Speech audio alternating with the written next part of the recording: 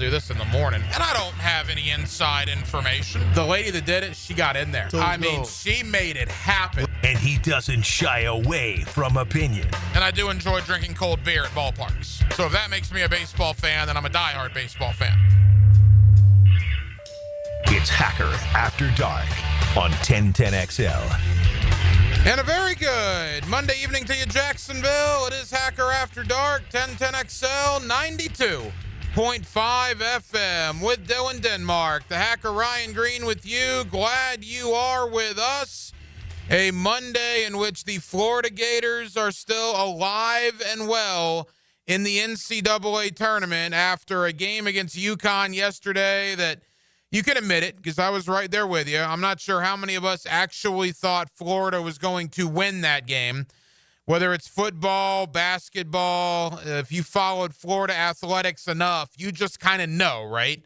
You just kind of know when things are not going your way. You just kind of know when it's not looking good. And, man, it did not look good for a large majority of that game, yet Florida does find a way to win it. So we'll certainly spend a lot of time on that tonight. I got a lot of thoughts on that. In fact, Ben Troupe, former All-American tight end at the University of Florida. He is host of the 84 Reasons podcast that has to deal with Florida Victorious. Ben's going to join us coming up here in about 15 or so minutes to get his thoughts, his reaction on Florida's win. Also, Mike Hugan, the man has covered college athletics for years. We'll talk not only about Florida, but about the Southeastern Conference, essentially running college basketball now. 7 of the Sweet 16 are from the SEC, the most any conference has ever put in the Sweet 16, dating back to 1975. So we'll do a lot of college basketball talk with both Ben Troupe and Mike Hugan, and that comes up here in the next hour. We won't get too far away from the Jacksonville Jaguars and the NFL either. Certainly a lot of Jaguar talk, a lot of NFL talk. Do you realize we are 1 month away from the NFL draft? Exactly 1 month today. Thursday night, April the 24th, the Tennessee Titans will go on the clock with the first overall pick. Here we sit on Monday night, March the 24th. So 1 month from tonight in Green Bay, Wisconsin, the 2025 NFL draft. Let me welcome back Dylan Denmark, fresh from Las Vegas. Dylan, I saw your vehicle in the parking lot, so I knew that you survived Vegas. I can imagine for a bachelor party with 9 dudes, you probably have some stories you cannot say on air, but by and large, your first experience in Sin City, what was it like? I got to go back. Yeah. I got that vibe. Yeah, the casino's cool. The sports book specifically during March Madness was I can't imagine going back to a sports book other than like during football season where it'd be like, really cool to go to. But all in all, it was awesome. I didn't have any expectations to go on going and what we were going to do.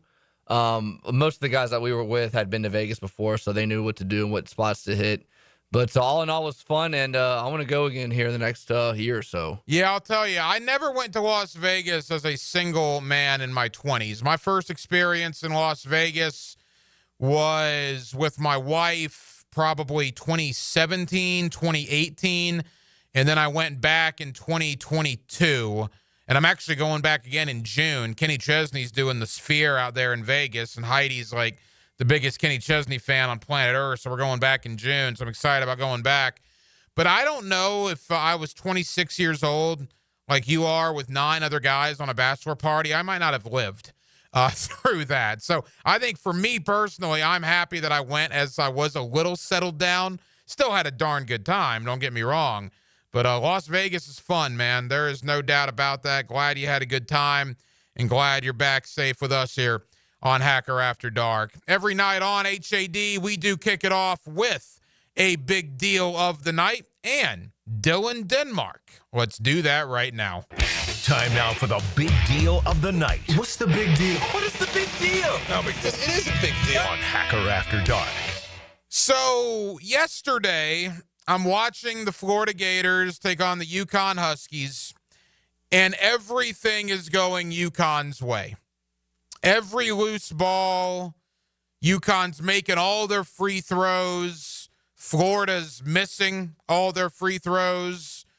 It's just one of those games that you just know, right?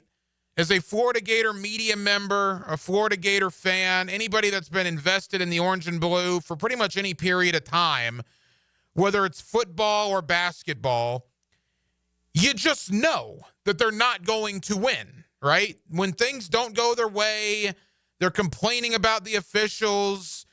Like I said, every 50-50 ball seemingly was going to the opponent.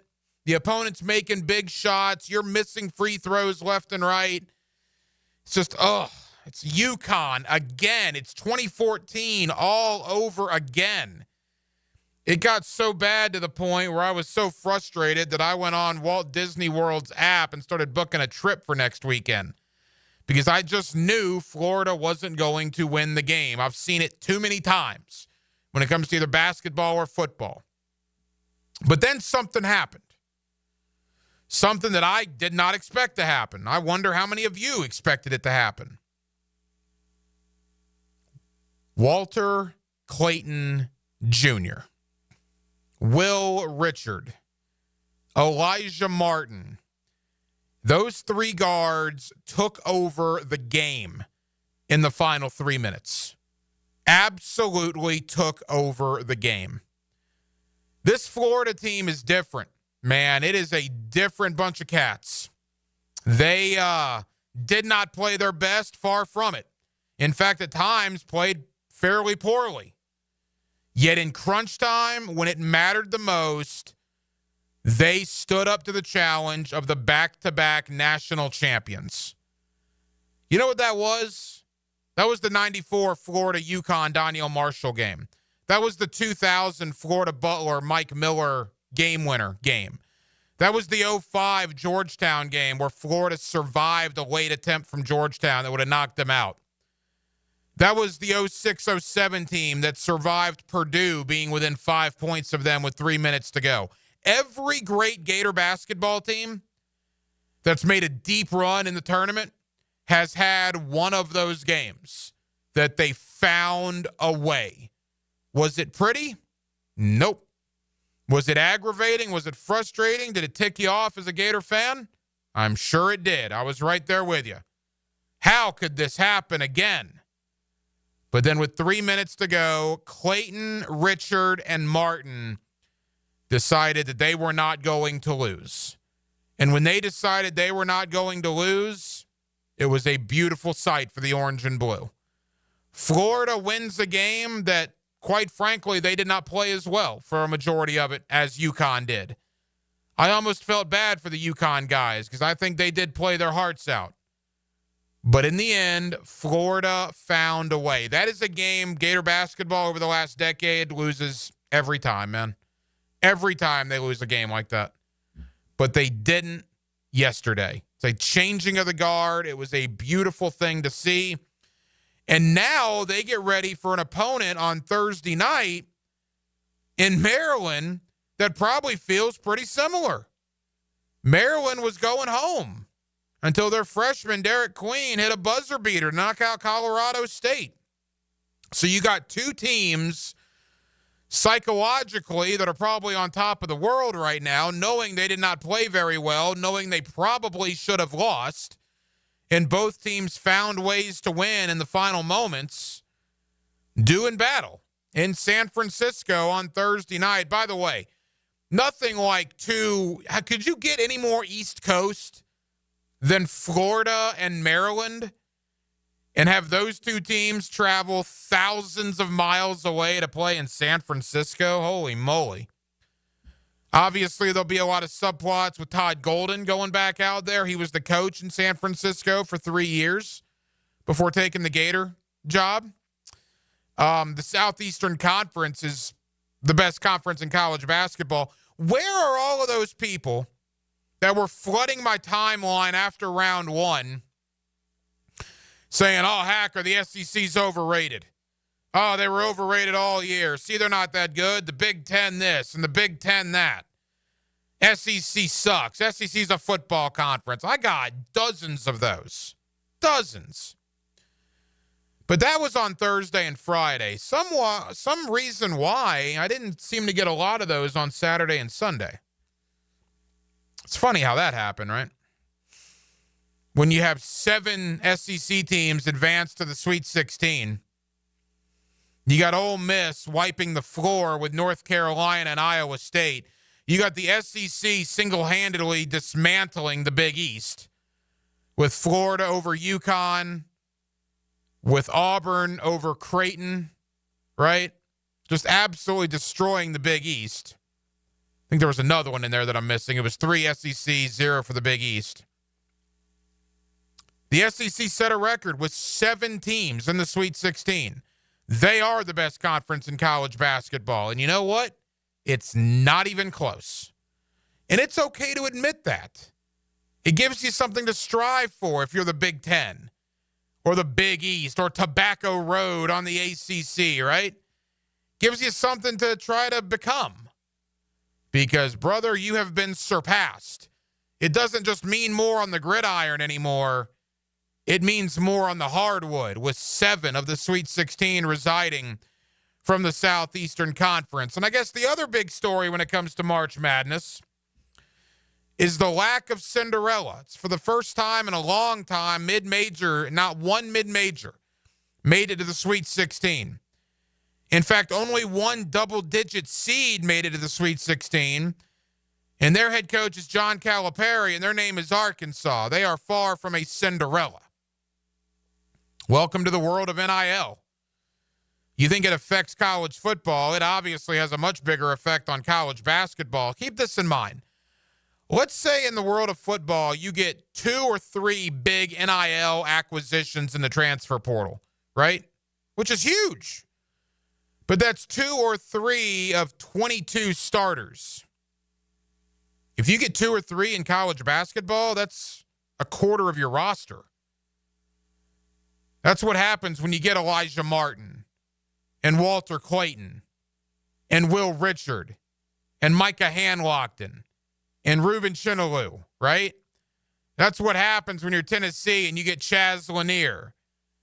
That's what happens when you're all these SEC schools that just have dollars after dollars after dollars to give out to NIL and transfer portal players. I think it sucks to an extent because I like Cinderella. I like the story of small schools, the David versus Goliath aspect. But I think I'm in the minority there. I think network television could care less about Cinderella. They want the big schools. Yeah, George Mason was fun and VCU was nice, right? Florida Atlantic was a good story. But you much rather have Duke or Kentucky or Florida or Alabama or Auburn or North Carolina, Kansas. Of course you would. Much larger fan bases, much more vested interest in those teams. I do think the little guy is getting squeezed out of college basketball, and I'm not sure what to do about it. Again, I'm going to miss Cinderellas. Hopefully this is a one-off, but I don't think it is. I think this is probably the new norm for the NCAA tournament. Because, again, of the Sweet 16, only 4 conferences are represented. SEC, Big Ten, ACC, and Big 12. And that's it. So it was a good weekend of college basketball. It was a fun weekend. It was a weekend of exhaling. Because like me, I'm sure many of you thought Florida was cooked, thought they were done. But they found a way to get to the Sweet 16 for the first time since 2017. And you just hope, if you're a Gator fan now, you hope that was the close call. That was your 2000 Butler. That was your 05 Georgetown. And you hope that win over UConn now centers them, gets them back on the right path, and gets them focused with a big matchup in the Sweet 16 coming up against Maryland on Thursday night. A game, of course, you will hear right here on 1010 a.m. Speaking of the Florida Gators, speaking of the NCAA tournament, former Gator All-American tight end Ben Troupe joins me, not only to talk Walter Clayton, Todd Golden, and this Gator basketball run. We'll also squeeze in a little NFL talk with Ben Troupe, Jaguar talk, and Ben Troupe's a former Tennessee Titan. Ben Troupe was teammates with Rand Carthon at Florida, the GM that just got fired in Tennessee. Does he think the Titans are going Cam Ward at number 1? Cam Ward had his pro day today down in South Florida. We'll talk about all of it with one of my favorites. Gator All-American tight end Ben Troupe joins me next on a Monday night here in Jacksonville, Florida. We're glad you're with us. With Dylan Denmark, the hacker Ryan Green with you. It's Hacker After Dark. Saluting right over left. Arms locked at the elbows. 1010XL, home of the Gators. Here's Linda Beaver. It's a new year with new goals, but let's face it, not all resolutions are easy to keep. Maybe you promised yourself you'd eat healthier, but pizza still seems like a better idea. Or you said you'd read more, but your favorite show just launched a new season. At Beaver Toyota and Beaver Chevrolet, we can help you keep your New Year's resolution. We offer the biggest selection, best prices, and the easiest car buying experience. Let's make a resolution to visit Beaver Toyota or Beaver Chevrolet, where we'll wow you with a new ride for the new year. Bueller, stay cooler with Bueller. Hey, buddy, you look worried. Worried? I'm apoplectic! You're what now? I'm freaking out, Jason. Stupid water heater crapped out, so I haven't showered since Thursday. I start smelling a little funky, blow my big corporate job interview tomorrow. I'll end up settling for some dead-end career selling spatulas on the internet. Dude, stay cool. There's nothing cool about a cold shower, Jason. I mean, I know how that sounds, but... Bueller Air and Plumbing can get a new water heater installed today. The day you call. You could be smelling fresh again by dinner time. Wait, you can do that? Put on these sunglasses. Whoa. Is that cooler? Oh, yeah. Well, life moves pretty fast. If you spend much more time smelling like this, you could miss it. Stay cooler with Bueller. Visit BuellerAir.com. EasyCater. It's all the food for your workplace, all in one place. With over 100,000 restaurants nationwide on one platform. Whether you need food for company meetings or events, daily employee lunches, or your next lunch and learn, EasyCater makes food for work, work. And it doesn't stop at lunch. With EasyCater, you've got great breakfast options, snacks, treats, and more. Whenever and wherever work happens, EasyCater's here to make the food happen. Order now at easycater.com. ET here, and it's time for the Taste of Golf at TPC Sawgrass, April 23rd. Join me for fine cuisine from chefs from the top golf clubs in our area. Craft cocktails, games, and unique auction items will be present. This is one of the most impactful charitable events in our area. Come network with a sophisticated audience who's passionate about golf and its values, while impacting the youth in our community. All proceeds benefit First Tee, North Florida. For tickets, go to tasteofgolf.com. Come on, somebody. 1010XL is the home of Gator Nation and the Gator Bites podcast presented by Southeast Orthopedic Specialists. I'm Hacker, and we keep you connected with the University of Florida all year long. Get Gator Bites where you find podcasts. Navy Mutual would like to salute all Medal of Honor recipients that have been given our nation's highest award. In 1990, Congress designated March 25th as National Medal of Honor Day, and it was signed into law by President George H.W. Bush. Committed to the mission. At Navy Mutual, we're committed to providing high-quality life insurance to members of the military and their families. Because at Navy Mutual, our highest commitment is to you. Visit NavyMutual.org. Pick it here for Bound 9 Associates, where you'll find Jacksonville's most esteemed eye doctors at each of their locations. After being selected for one of the most competitive ophthalmology fellowships in the world, Dr. Frank Bowden is frequently called upon for his expert opinion. He is currently one of the few cornea and external disease specialists in the area and the founder of Bound 9. Visit Bound 9 Associates today and experience the difference. Bound 9 Associates, keeping the First Coast focused. With 50 years of fabrication expertise in towing products, the family at Cannons of Jacksonville can repair or install precisely what you need to tow with confidence. Visit cannonsofjacks.com, where quality and customer satisfaction collide. Need or want cash? Beaches Jewelry and Pawn has cash available, ready to buy guitars, surfboards, jewelry, firearms, tools, and especially gold. They need it all. selling, or pawning. Get cash on the spot at Beach's Jewelry and Pawn in Jacksonville Beach. Your hole-in-one for men's health is Ackerman Urology. With offices in Mandarin, Middleburg, Rural Golf Village, and the Beaches, Ackerman will get you on par for any prostate conditions and sexual vitality. Visit AckermanUrology.com. At Performance Painting, we've spent decades protecting commercial properties with durable, long-lasting coatings. And we can bring the same expertise when painting the exterior of your home. With industry-leading materials and a proven process, we extend the life of your home, reducing maintenance costs and preserving its value. Now, for a limited time, save $500 when you hire us to paint your home's exterior. Just mention 1010XL. Go to performancepainting.com to schedule a friendly estimate. Performance Painting.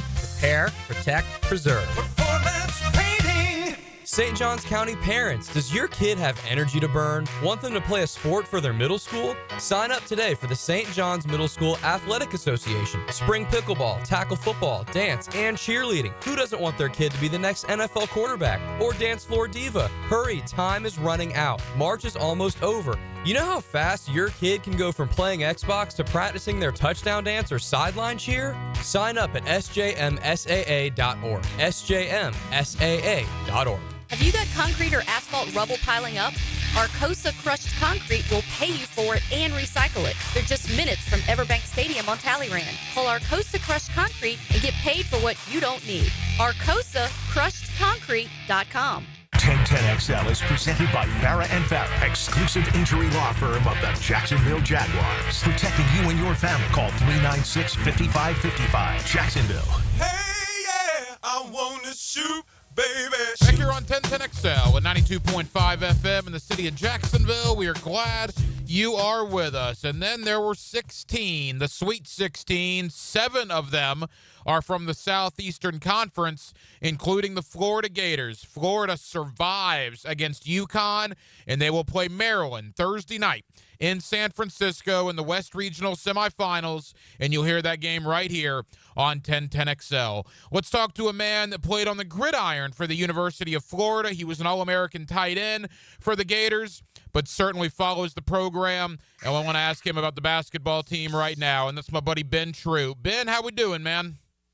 Yeah, I'm doing good, man. I don't know how many years came off my life, Ryan, watching us play against UConn, but I am happy that them boys are moving on. There's no doubt. And look, I told this to a buddy of mine I was watching the game with yesterday.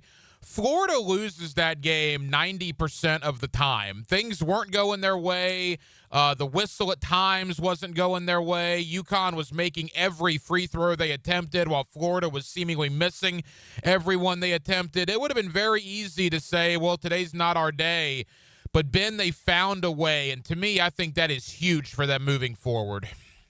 I think that's Coach Golden effect, though. I mean, when you think about the SEC play this year, I mean, to put 14 and 16 teams into the tournament and to have 7 still in, it shows top to bottom SEC basketball was the best in the country. And you had to run the gauntlet if you are Florida. When you talk about the Auburns, the Arkansas, the Kentuckys, the Tennessees, they were battle-tested. And with as much as Florida can beat you offensively, they get a lot of offensive rebounds, but they can make stops. The key to winning games, obviously, outscoring the opponent is, can you get a stop? And when they was able to get stops, in spite of not getting a whistle, in spite of, not being able to keep those guys off the line, it just shows a lot of poise. Hard-fought wins like that against UConn propel you, farther in the tournament because, let's face it, UConn going for the three-peat. Florida was the last team before UConn to have the back-to-back, national championships. Dan Hurley and those guys, they're going to be a tough out, but I was happy with Florida's poise. I was happy with the fact that they fought all the way to the end. And, listen, it was 77-75, but obviously they got a big 3 at the end. But that was a hard-fought win for the Florida, and hopefully that'll propel them moving forward. Ben, you were an All-American on the gridiron. I want to ask you about an All-American on the hardwood, and that's Walter Clayton. Things at times yesterday were not going his way, but those 2 just gigantic three-pointers with under 3 minutes to go. What does that say about Walter Clayton to respond in that situation? He was just waiting for his moment. I mean, shot making is one thing. Shot selection is everything. And when you think about a guy like Walter Clayton, he didn't come back to – 2 years ago, he was on the Iona team that he had to watch this UConn team beat them. Now you fast forward a couple of years later, Walter, I haven't seen too many players like him that, one, has the ability to make those shots, but is not afraid to take them. Because you know how it is, Ryan. Everybody talks about, when you're a basketball player, everybody sits in their backyard, do the whole 3-2-1 and shooting it. Walter Clayton gonna put it up there, and they did not let him get to his shot like he's used to getting. The defense did a good job against him, but it just shows you he's the type of guy, that he just needs a second. He just needs a chance to get his shot off, and he's not afraid to take it. UConn had great defense on him, but listen, great defense can't do nothing for great shot makers. And Walter Clayton, man, dare I say, man, he's earned himself a first-round pick this year, in this current draft. But he wants to walk away with a natty, and having a guy like him definitely gonna increase Florida's chances of making it all the way. Former Gator All-American tight end Ben Troupe with us here on 1010XL in Jacksonville. Ben, last year Florida was good, but I think they'll even admit that they kind of lack that toughness factor, that dog factor, if you will. And insert Elijah Martin into that role. And Elijah Martin kept their head above water in the first half yesterday. When things weren't going their way, it was Elijah Martin who did all the dirty things, all the loose balls and the defense, and obviously drilled a couple of threes. What is Elijah Martin, and I guess Ruben Chinaloo to an extent as well, what have these transfers brought this team this year? Mentality. When you bring guys like that in, people start saying, how well do they gel? Martin, we talk – listen, I know it's about Will Richard. I know it's about Walter Clayton, but what he brings to the guard position is tenacity. And he's a guy that's he said, look, I'm going to do whatever's needed. I don't care about how it looks. I care about that. I care about getting it done, and that's what he does. He plays ferocious. He's not the biggest guy, but he plays bigger than his frame shows, and he's going to – you always want to have a utility player that's going to go out there and get those loose balls, that's going to be that focal leader, on both sides of the floor, but he can still score when needed. So he knew that going into that game against UConn, he's going to have to pick up the slack because Walter Clayton was going to get a lot of attention, and he did it. And I just think with him and Richard and Clayton, with those guards, I don't know if there's a better three guards in the country because each one of them play different. But yeah, I agree. Martin has been the heart and soul of this team, and he's the reason why a guy like Ty Gold doesn't get enough credit for identifying those transfers and making sure those guys are going to gel with the system. Martin has been a godsend. You know as well as anybody, a great team needs a glue guy, right? We talk a lot about Walter Clayton. We talk a lot about Elijah Martin, Alex Condon in the front court. But I want to talk about Will Richard for a moment. Now, I do think Richard gets his due, right? I think there are people talk about him, but I'm not sure, Ben, if they talk enough about Will Richard and what he's done for this team this year. Will Richard to me is real similar, not to compare the two, but Will Richard is kind of like a Klay Thompson, and Clayton to be like, Steph. When Will Richard is on, he's one of the best in the country. When his shot is going, he's one of the best in the country. But I think the thing about him, Walter Clayton is so electric and explosive that we forget how great of a player Will Richard is. I have a chance to talk to him on 84 Reasons, and he was just talking about how, man, I'm real mild, man, and away from the court, but I turned into somebody different when I'm out there on the floor, and you can see it. And I think that the way that Coach Ty Golden puts a lot of pressure on him to go out there and perform, he's responding. Our players don't react well to coaching. I think he's responded really, really well this year. And like I say, I know what's going to be about the shot making of Clayton and the hustle of a guy like Martin, but I think Will Richard, he brings that threesome together to be able to let you know, look, man, you might want to keep an eye on me too, because I can have one of those 25, 30-point games if my shot is hitting. Couple of more for Ben Troupe, the host of the 84 Reasons podcast. He was an All-American tight end at the University of Florida. Ben, the front court, it's got to be so frustrating for opponents that Florida can rotate four bigs that are all athletic and all can play, from Handlockton to Chinaloo to Condon to Hauk. I don't know how many guys or teams in the country have four legit bigs that they can roll out there. Florida does, and we really saw that depth utilized yesterday. Absolutely. It's old school basketball. With so many people wanting to be, these wing players that want to be 7-footers that can shoot a three, which those guys can. There's nothing like having rim protectors. There's nothing like having guys that can get to the basket, that can get rebounds, that can frustrate opposing guys, none of those guys are walking out the game with all their fouls left. And yeah, when you have four bigs that all have a unique skill set, that all can run the floor, that all can get out there and be rim protectors, it's the reason why our guards play the way they do, because they know, hey man, we understand what we have down low on the defensive, offensive end, but the credit all goes to Coach Golden, understanding what this team lacks. They lack toughness. They got it. They lack bigs. They got it. They need a guard playing. They got it. I don't know how that's going to do well moving because it was seven teams left and the SEC still in it. It goes to show, man, this SEC basketball is looking like SEC football and SEC baseball at this point. Dare I say, the three major sports in college athletics, dare I say the SEC might be tops in all three of them. Ben, I want to focus on the Maryland game coming up, but quickly to Todd Golden. You talked about him earlier. How did he do this in less than 3 years on the job? I mean, I'm not sure if a lot of people thought Florida would ever get back to where Billy had them. And I'm not saying they're there now, but I also believe that a lot of people probably thought, well, Florida will never be a 1 seed again, or Florida will never be competing to be the best team in the country again. And here they are, 32-4, a number 1 seed in the Sweet 16 for the first time in 8 years. And Golden did this in less than 3 seasons. How did he do it? He understood that, listen, he was one of those guys out there in San Francisco said, listen, if I can ever get a hold of these, if you give me a school with unlimited resources and I got access to any player I want, whether coming out of high school or in the portal, and what Todd Golden does and nobody else does, he recognizes these overseas guys. You look at what the NBA is. I mean, the best player in the NBA ain't even American. So I think that's what he did is saying, being in San Francisco and understanding, talent from overseas. You talk about these guys, in the portal. You talk about these guys that's already, in-house. He just said, look, man, if I can get San Francisco, what you think I can do with Florida? And he's a good coach. So, and obviously he's going back to where where it started for him. But I just think Todd Golden, just like an Urban Meyer, he understands how to identify talent, how to evaluate talent, and how to utilize that talent, whether it's here or across that water. And dare I say, it can happen in 3. You saw it last year, but I think he's putting it together this year. Yeah, it's interesting. You mentioned San Francisco. That'll be one of the subplots. Todd Golden going back there.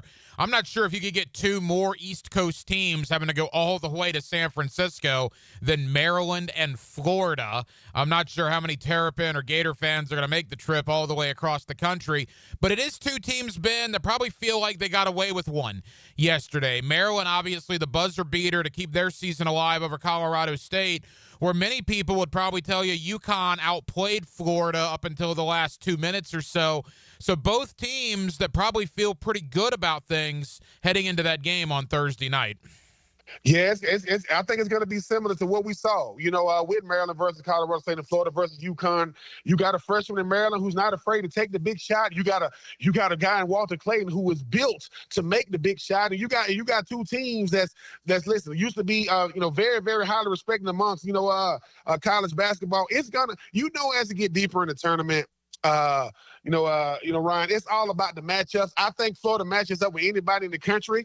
I'd rather it be a team, not in the SEC in Maryland. I don't know if that's going to bode well for my Gators, but I just think that both teams are battle tested.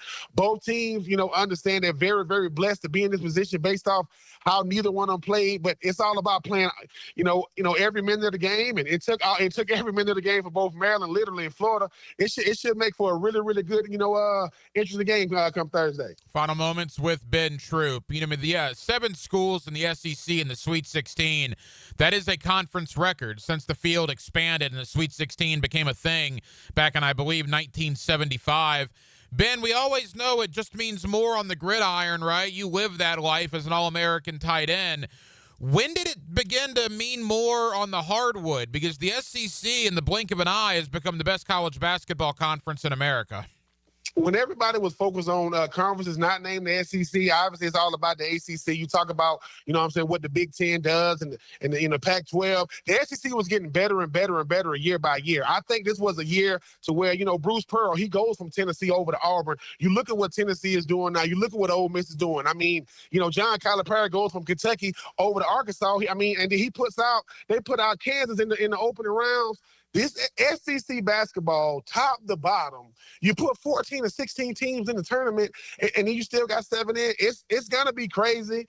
I just think that when you talk about what SEC basketball is now, it'll never be what football is because you got more viewership. You got more fans, but dare I say it's very, very close. The ACC is no longer the top conference in basketball. I think it's the SEC, and I don't think it's close. Yeah, I thought it was interesting that there were some national media folks that wanted to run their mouth after the first round when the SEC went 8-6, talking about overrated and this, that, and the other.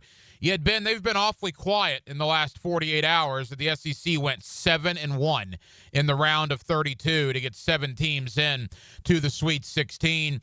Final thought while we have you here. We can't have Ben Troupe on without asking at least one football question. And I want to focus on the Jaguars. You obviously follow them very, very closely. Look, since you and I last talked, they have a 39-year-old head coach, a 34-year-old general manager. They have brought in 10 outside free agents. They're the only team in the NFL that has not re-signed any of their own in-house free agents. It has been a roster cleanse here over the last couple of weeks, including releasing Christian Kirk and Evan Ingram for that matter. What have you made of what's gone on here in Duval County? I think that Liam Cohen has had a really, really big influence, on this entire team. I think he's coming in saying, listen, if this is my team, I understand I got to work with the GM, but you guys wanted me. I want you guys to be able to listen to what I'm trying to rebuild a culture in an AFC South that should be ours. When you look at it, take nothing away from the Texans, and you don't know what's going on with the Titans, and Daniel Jones think he could beat out Anthony Richardson up there with the Colts. Now, Evan Ingram that's a head scratcher. I can understand Christian Kirk because you could find, a slot guy. If you want to show good faith, re-sign Travon Walker. You want to show the Jacksonville Jaguars team you are serious, sign a guy who most didn't think should have been the number 1 overall pick and has more than lived up to expectations. I know you are already paying Josh Allen. Well, listen, the Cincinnati Bengals paid both of their receivers, even though I think T. Higgins only signed a 1-year deal. Re-sign Travon Walker. Bring in, continue building, because I don't think Liam Cohen is scared I don't think he's scared of the entire division at all. I think he's saying, look, we can send Christian Kirk, over there to the Houston Texans because we think we can beat them without him. You're a former Titan. Is your team going to draft Cam Ward a month from today? If my team don't sign Cam Ward, I'm going to always root for the Titans because they gave a young man an opportunity. But if it was up to Ryan, listen, I know that the Jags recently got rid of their GM. The GM or the front office up there with the Titans, if they don't get Cam Ward, I don't know if they any better as the former GM of the Titans and the former GM of the Jags. They're not making good decisions. They don't get Cam Ward. I love Travis Hunter. I love Abdul Carter. You need a quarterback because right now, Mason Rudolph is gone and Will Levis is all you have. They better get Cam Ward, but if they don't, it will be Titans doing Titans things. That's why they're going to be that's why they're going to be on the outside looking in for many years to come. Because if you ain't got a quarterback, you know how it go, Ryan. You ain't winning no games. Ben, tell the Gator fans here in Jacksonville about the 84 Reasons podcast.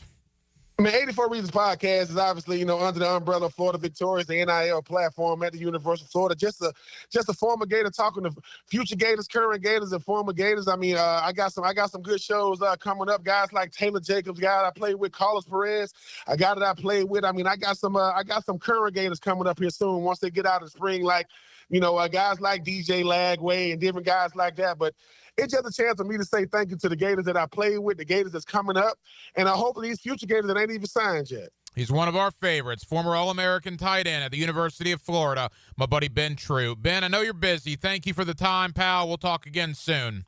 Ryan, man, anytime you need me, I'm there, man. It's always a great time being on with you.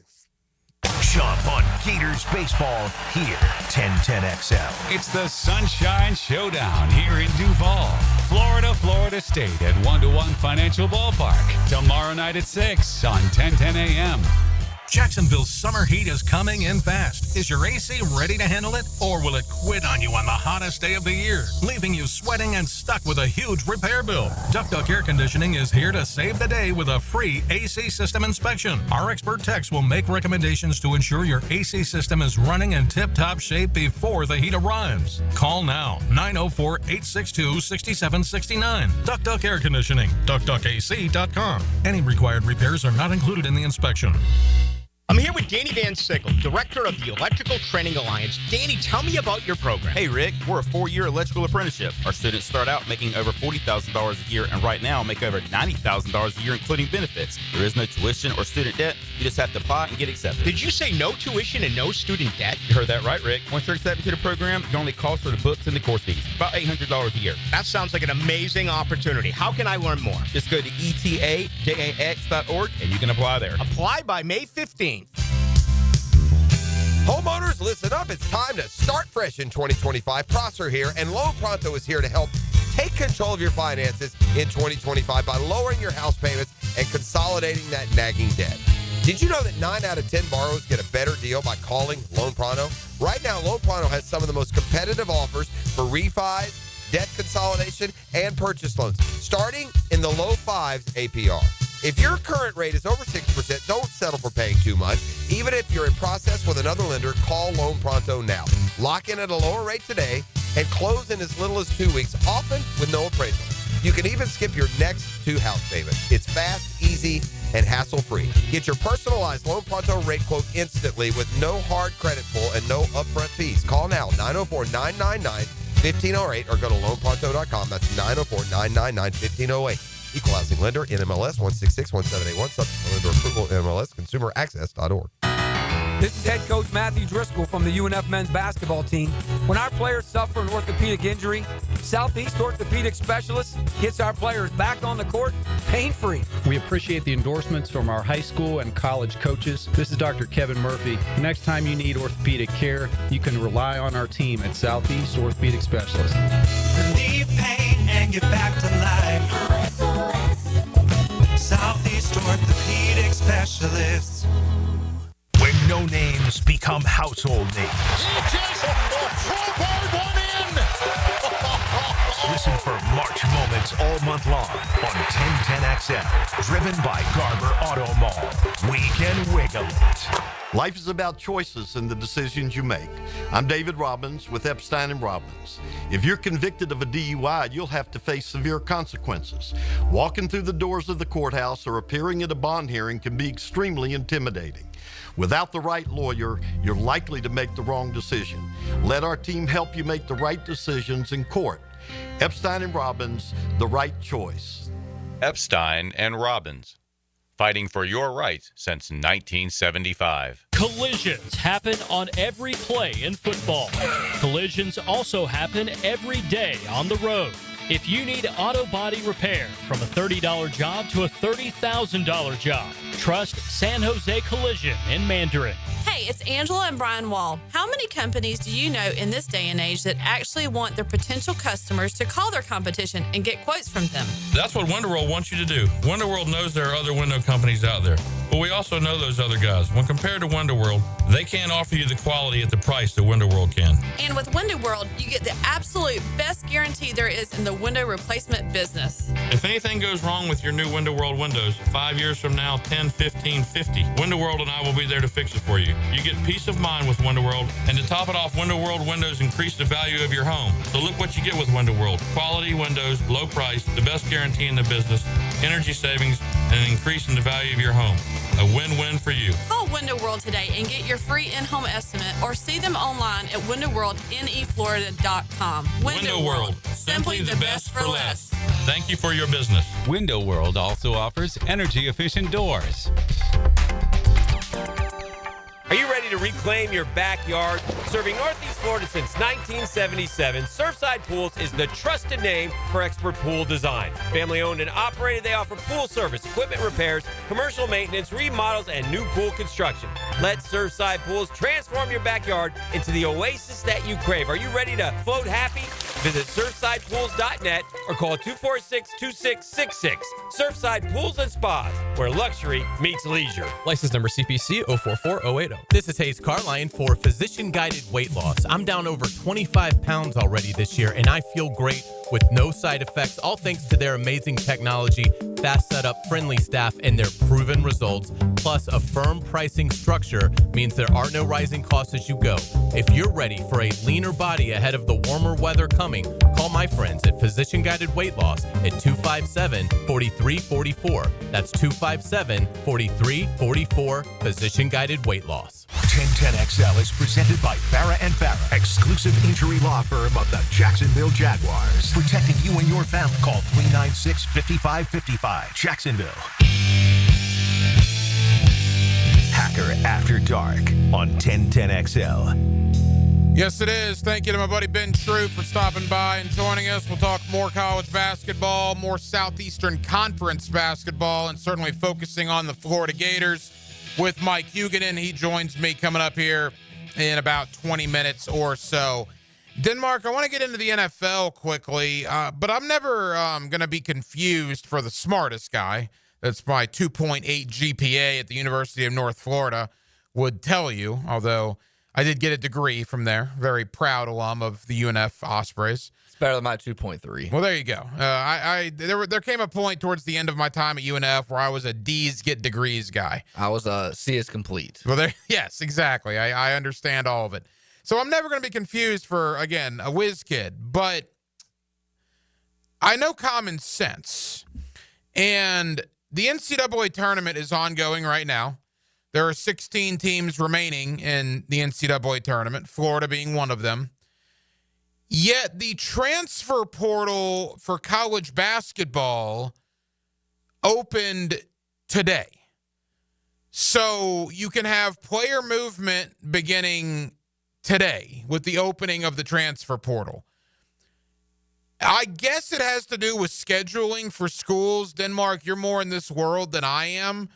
But on what planet does it make sense that they would not start this thing 15 days from now after the national championship game, as opposed to starting the transfer portal today, where a team like Florida, who's got some big issues facing them in the Sweet 16, now has to worry about also recruiting guys out of the portal? Oh, I mean, it's like the same thing in football. Their portal window opens right in the middle of the playoff, and it makes no sense. The NCAA doesn't. I feel like they just make decisions and then they just walk out of the room and they don't think of all of the ramifications that go behind it.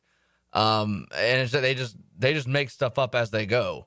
It doesn't make any sense at all. I mean, you have coaches, you're trying to build your roster, and you have and it's not like it's, right before the season starts. No, these are the biggest games of the season, and you have to figure out how you have to schedule your time to not only for the game that you have in a couple of days, but also how you want to build your roster for next year. It's ludicrous. And again, unless it's like a scheduling issue with classes and whatnot, which I don't think it would be. No, not basketball. For football, yes. Football, yes, but I'm talking about basketball. I mean, I'm talking about 15 days.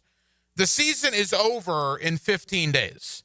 The national championship game will be played 2 weeks from tonight in San Antonio, Texas, which means 15 days from today, the season's over. No one's got a plan for a game. Why you would not start the portal in 2 weeks, I have absolutely no idea.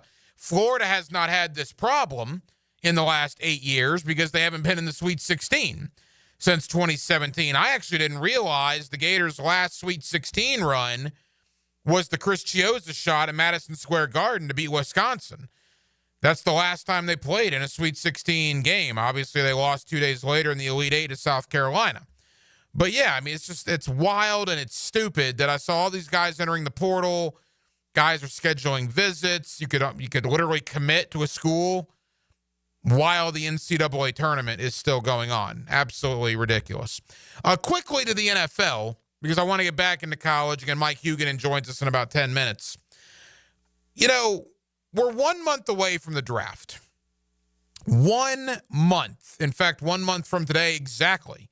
On Thursday night, April the 24th in Green Bay, Wisconsin, the Jacksonville Jaguars have the 5th pick in the first round of the NFL draft. And for the longest time now that we've all been doing our mock drafts, we've been breaking it down, and we'll continue to have guests on as we do pretty much every night here on Hacker After Dark. The thought was Cam Ward's going number 1 to somebody. And then in some order, it's going to be Abdul Carter, Travis Hunter, maybe Mason Graham or Will Campbell, and then the Jaguars are going to pick. And that's the basis I've been going on, kind of hoping Mason Graham falls to 5. Because if you look at what the Jaguars did in free agency, they brought in 10 guys, but not one of those 10 play on the defensive line. So you would think that is a prime spot for, say, a Mason Graham to be drafted at number 5.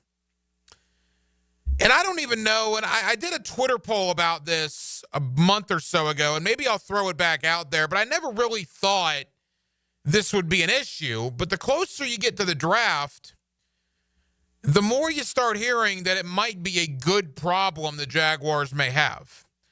Cam Ward's going to go number one. I think that's a pretty foregone conclusion. One to somebody, probably the Titans. Boy, the more people that you talk to about Cleveland or New York, one of them, and they both pick in front of Jacksonville, one of them is going to be desperate enough for Shedeur Sanders.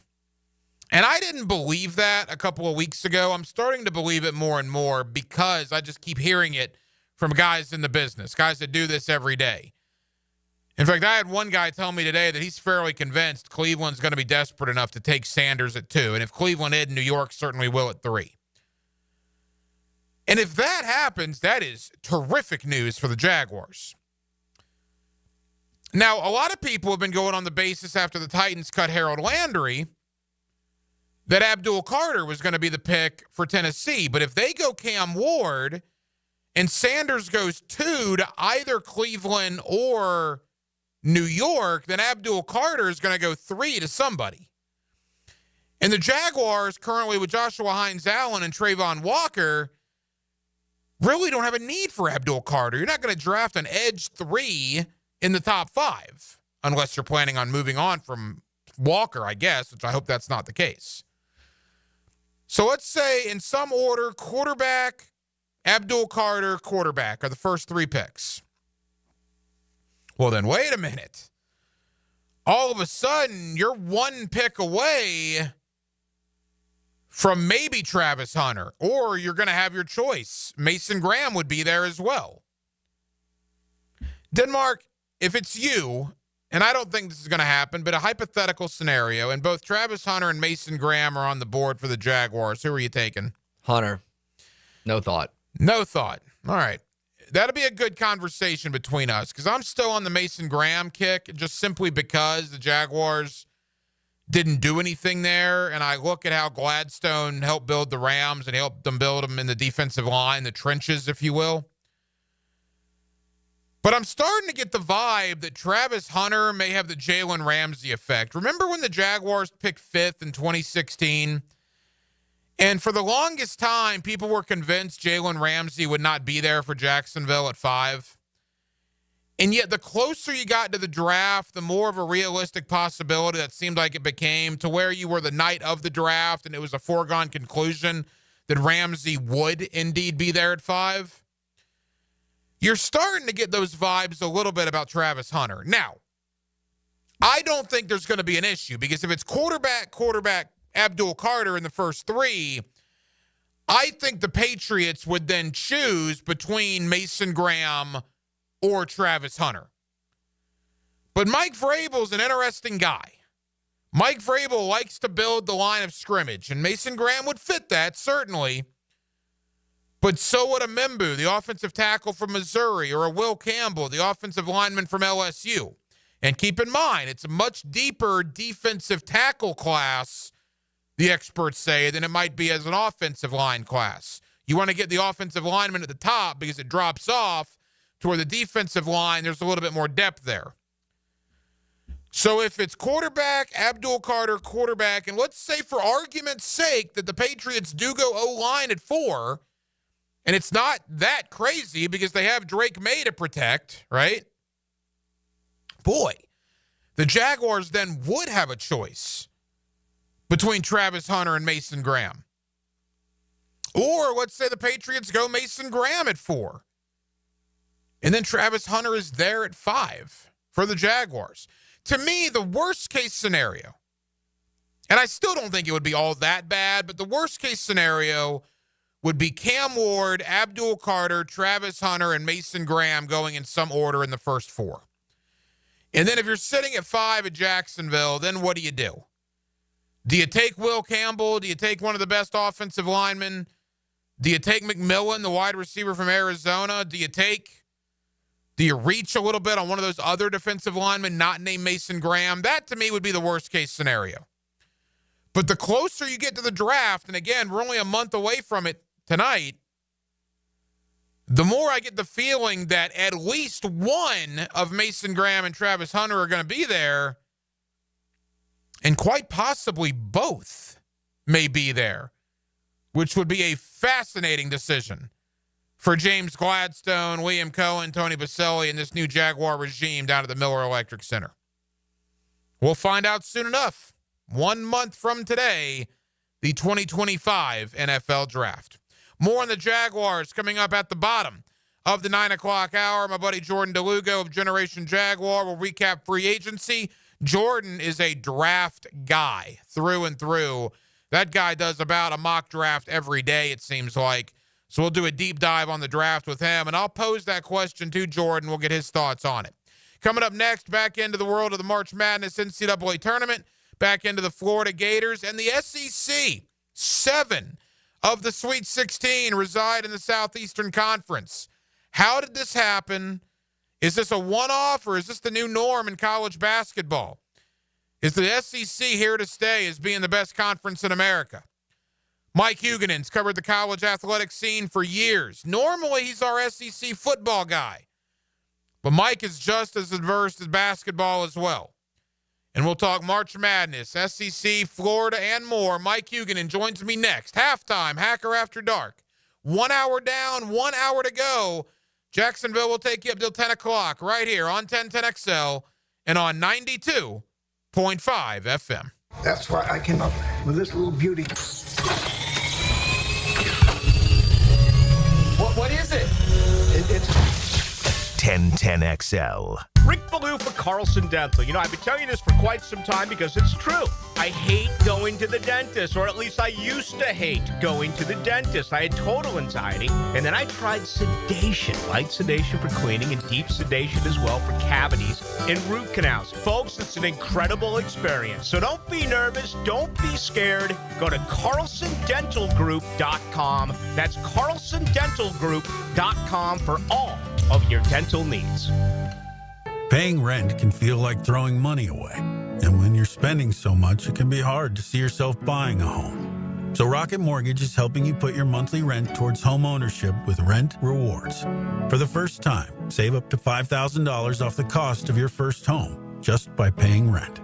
Only at Rocket Mortgage. Call 800-4ROCKET or visit rocket.com to find out more. Rocket Mortgage, LLC. Licensed in all 50 states. NMLSConsumerAccess.org. Number 3030. The flagship station of the Jacksonville Jaguars. WJXL AM Jacksonville Beach. WJXL FM Jacksonville Beach.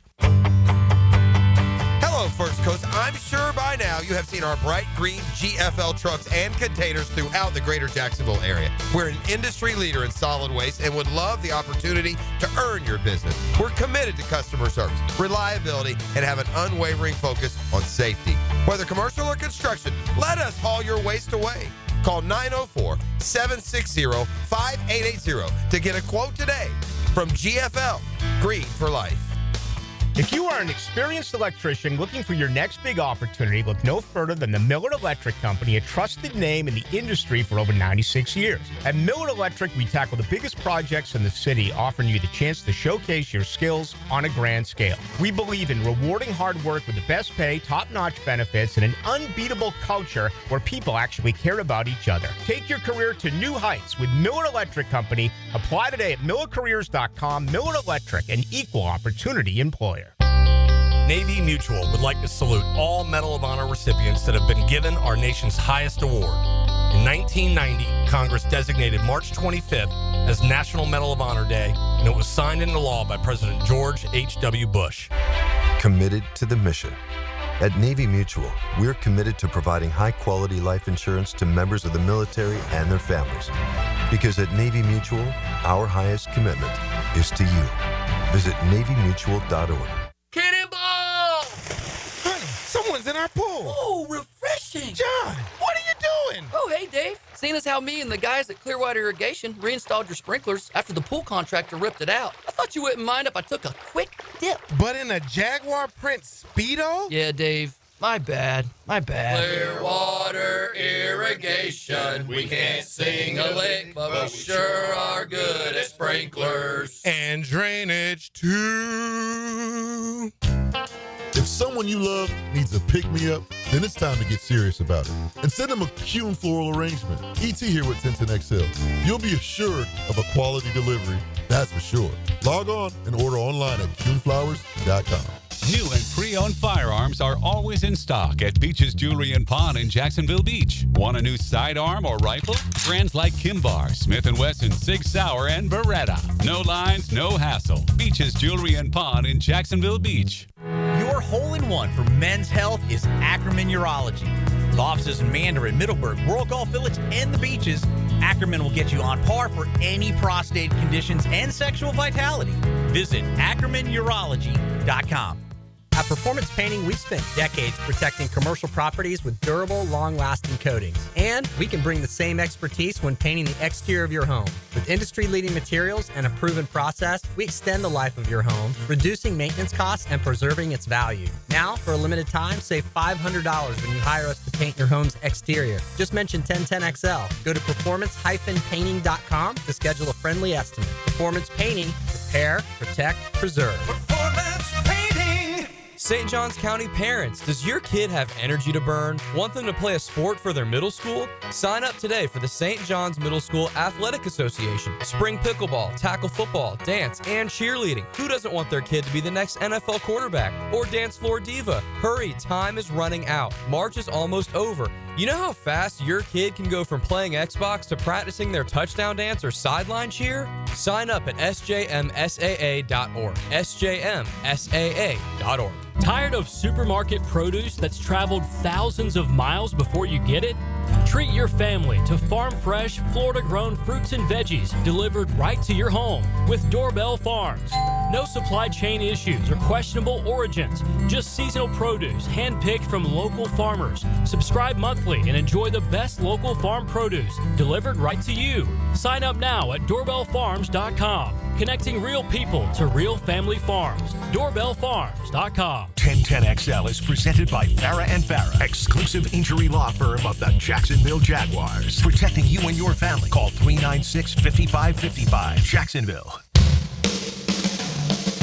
Back here on 1010XL and 92.5 FM in the city of Jacksonville, we are glad you are with us. From 68 to the Sweet 16. 7 of the Sweet 16 from the Southeastern Conference.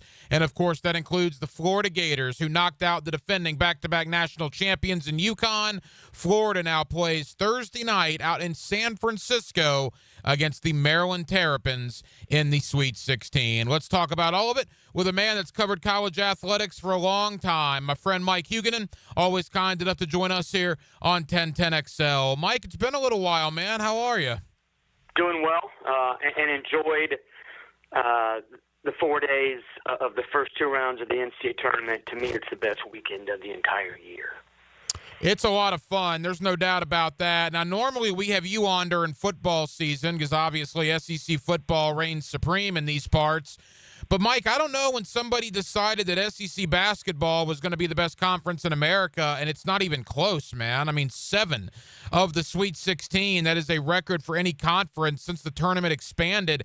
How did the Southeastern Conference accomplish this? Well, I think money is a big reason. Obviously, SEC schools are awash in money.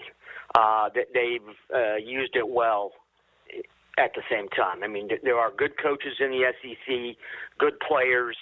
The facilities are really good, and I think you look at Ole Miss and Auburn, places that either totally refurbished their old arena or built a new one. They're not worried about packing 15,000 in. Both those schools built arenas that seat less than 10,000. It's a tough ticket now. It was a tough ticket at Florida this year. There's a heck of a lot of fan interest, and obviously that comes because you're winning. But I think that this goes back to the days when Mike Slive still was commissioner of the SEC. He was, frankly, I think, embarrassed by how mediocre the SEC basketball product was on an annual basis. Now, you had, Florida won back-to-back titles. Kentucky's always good. But he wanted to see a more concerted effort by every team. He hired Mike Tranghese, the former Big East commissioner, to come up with some ideas on how to improve SEC basketball. And I saw a story with Tranghese about a month ago. He said one of the internal factors that drove the SEC was then Florida Athletic Director Jeremy Foley. Foley was a big believer in, you got to spend money on every single sport, not just football. And it has paid off. I mean, like you said, you got 7 SEC teams in the Sweet 16. 5 of those were expected to get there by their seeding, but you also had Arkansas with a new coach. You had Ole Miss get there. Both pulled some upsets. It's just been a really, obviously, phenomenal first weekend for the SEC, and they have some interesting matchups in the Sweet 16. But this has been a very successful season for SEC basketball, no doubt.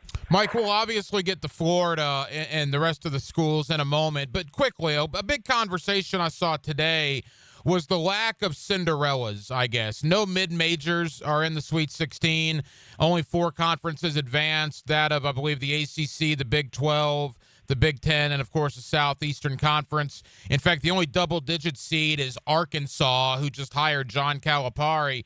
And there's a debate nationally as to whether that's good for college basketball or not, the lack of Cinderellas, what NIL might do to the, quote, Cinderellas moving forward. What's your thought on that? Yeah, I like Cinderellas in March. The TV networks don't. They can. You look at these matchups, and you're right. The only double-digit seed is Kentucky. It's Arkansas. That's when your Cinderella is Arkansas, there ain't no Cinderellas at the ball. That's just a Cinderella that's had, maybe she's coming off the flu or something. But this is a big time Sweet 16. I think that the NIL era has changed college basketball, even more so than football. Because with basketball, if you get 2 players on your roster with big-time NIL money, that can change your entire program. 2 guys in football, that's 2 starters out of 22, big deal. But basketball NIL is gigantic. I'm of the opinion that the NIL era is going to help the low major and the high major, the Power 5 conferences, not necessarily the mid-majors. Because I think if you're a mid-major, if you develop a guy for 2 years, he ain't going to be there for 4. And if you're a low major, you're going to get guys transferring down. You're going to find guys who transfer. There was a couple point guards from the NAIA level that were playing on NCAA tournament teams, a couple Division II guys. I think the mid-major is the one that's getting squeezed out. That said, New Mexico had a chance yesterday to beat Michigan State. They sort of came up a little bit short late.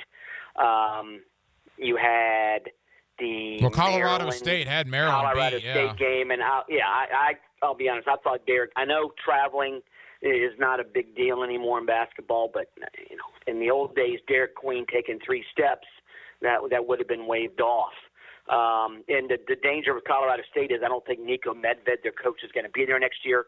Drake lost its coach yesterday, Ben McCollum, who'd only been there for a year. It is tough to be a mid-major now, even more so than it used to be. A couple more from Mike Hugan. And all right, Mike, let's get to Florida. 32-4, number 1 seed. Look, I think a lot of people, when Billy Donovan left, said Florida will never get back there. And they're certainly not back there yet. But I also think, Mike, that a lot of people probably also thought, they're not going to be competing for number 1 seeds anymore. Probably aren't going to be considered among the best teams in America. And Todd Golden's got them back to that in less than 3 years. In your opinion, how did he accomplish it that quickly? I think he's a very sharp guy. I think he is obviously very analytically driven. He's not the either you take the 3 or you take it at the rim. He hasn't totally disdained the mid-range game, but he went out and found guys who meet his style of play. I think you could have looked at last year's FAU team. You got 3 guys from that FAU team from last year who were in the Sweet 16. Elijah Martin, Vlad Golden, and John L. Davis. Of those 3, Elijah Martin was probably the least wanted, and that's not not saying wrong because a lot of teams wanted Elijah Martin, but John L. Davis and Vlad Golden were more acclaimed in the portal. But I think that Florida looked at Martin and said he fits what we do. They went out and got Ruben Chinyalu from Washington State. They had a relationship with him from when he was a recruit. They realized we need a big rim protector. We don't need a big guy who can score a lot of points, but Chinyelu is an effective space eater in the middle on defense. He is a rim protector, very good offensive rebounder, and he's, his range might be 2 feet, but that's what Florida wants from him. They've done a really nice job recruiting and finding under-recruited guys. The irony to me, you look at Riley Kugel and you look at Denzel Aberdeen. They were the same recruiting class, the same high school in Orlando, Dr. Phillips. Aberdeen became the better player, even though Kugel was the more acclaimed high school recruit. That reminds me a lot of what happened at Florida when they got Nick Calathis and Chandler Parsons. Calathis was the guy everybody wanted. Parsons ended up being the better player. And I think Aberdeen has become a better player than Kugel.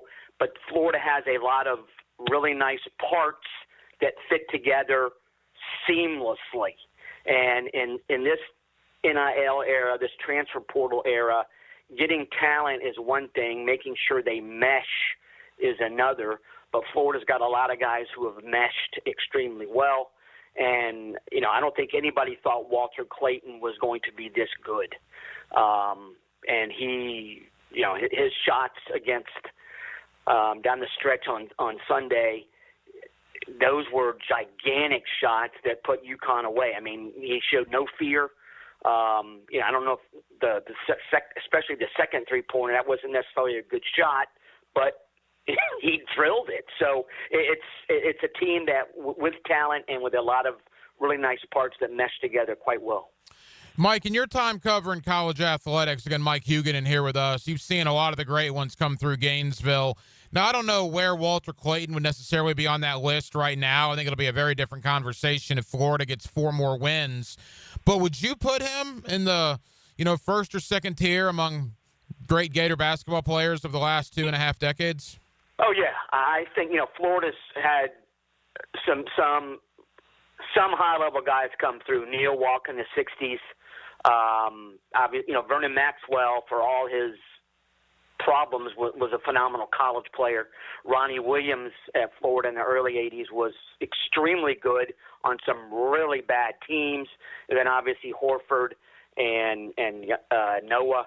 But Clayton is he rises to the occasion. He's a smooth kid. He's a Florida kid. And I think that makes the difference. I know in this NIL transfer portal era, where you're from doesn't necessarily, it used to be if in the 70s or even into the 80s, like he's a Florida kid, he's going to go to a Florida school. Obviously, those days are long gone, but I think there is some value if you're a Florida. You can say to high school kids in Florida or transfer portal kids who are from Florida, he's a native Floridian. He's been embraced by the fan base. And looking into your future, there's nothing wrong with being a star Floridian playing at the University of Florida. And I think they can use that going forward. But Clayton, certainly, you're right. If he can get them to the Final Four, that raises his stature even more, no question. But the kid is a really good player and seems to rise to the occasion, which a lot of players don't anymore. I'm not sure if you could get 2 more East Coast teams than Florida and Maryland having to travel thousands of miles away to play a basketball game, yet there we are on Thursday night in San Francisco in the Sweet 16. And both of those teams, Mike, you could legitimately argue, breathed an unbelievable sigh of relief Sunday evening. Maryland, obviously, with the buzzer beater. I think many people will probably tell you UConn outplayed Florida for a vast majority of that game, yet with Clayton's threes, Florida found a way to win. Which one of them has the psychological edge, in your opinion, going into Thursday night? I don't know if there's an edge psychologically. I think Florida is the better team. I think Florida's a more athletic team. Derek Queen is a different kind of big man. He's quicker than he looks. He's sort of an old school back to the basket center, but he can also pop out and hit the 15-footer, and he showed some mobility, obviously, on the game-winning shot. The interesting thing to me about Maryland is Kevin Willard, before this tournament even started, he voiced his displeasure with the amount of money Maryland has to spend on basketball, which is interesting because generally you don't put that kind of stuff out there before you're playing in the NCAA tournament. He's supposedly if not the leading contender at Villanova, a leading contender. So I think Maryland's going to have to listen to a couple more days of will Willard stay or will he go. Florida has played a lot of tough games this year. I think Sunday's game sort of steeled them even more because you're right, with about 5 minutes left, you're like, oh, my God, this Florida team's dead in the water, but they turned it on in the final 5 minutes. Yeah, I think you're right. I think UConn outplayed Florida for about 30 minutes, but in the first 5 and the last 5 were Florida's, and that was enough.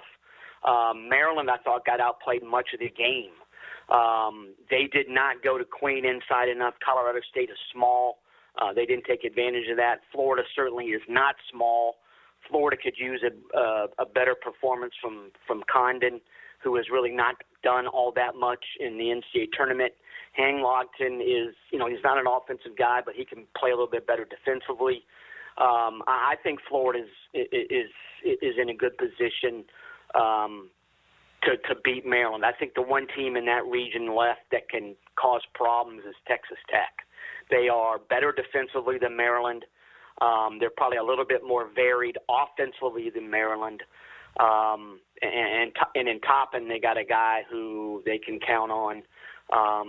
And yes, Derek Queen is talented. Derek Queen's also a freshman. Toppin has that 1 year. He is 1 year older. I think Texas Tech would be a far more difficult obstacle than Maryland. Mike, as we say goodbye, obviously people in our part, it's all about Florida and Maryland. Of the other SEC games, I mean, Kentucky and Tennessee play each other in the Sweet 16. That's just a fascinating aspect of it. But whether it's Auburn, Michigan, Alabama, BYU, what else strikes you about the Sweet 16? Well, Kentucky, Tennessee is bizarre. Kentucky beat them twice in the regular season, including winning in Knoxville. It's tough to beat a team 3 times. Let's see if that's indeed the case.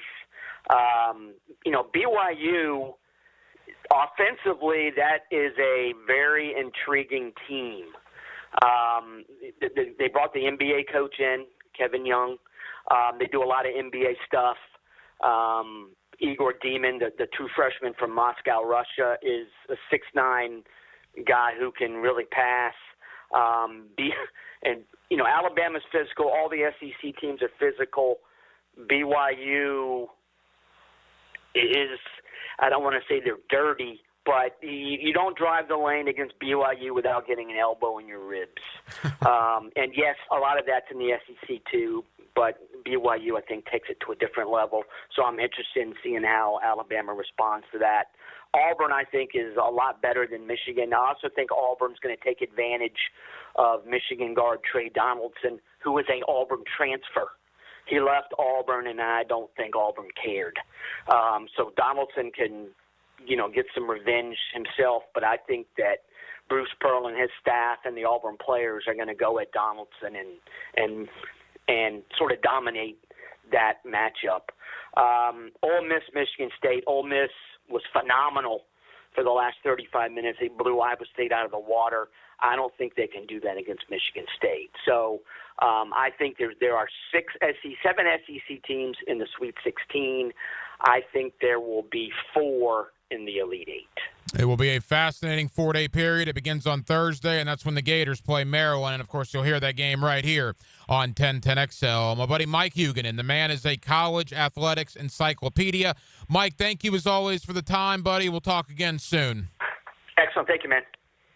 Put some paint on your quarter panel. All the way up against the wall, there's still 3 left. This Sunday at Martinsville. They both spin out. NASCAR is tuned up by Maxie's Mechanics on 1010XL.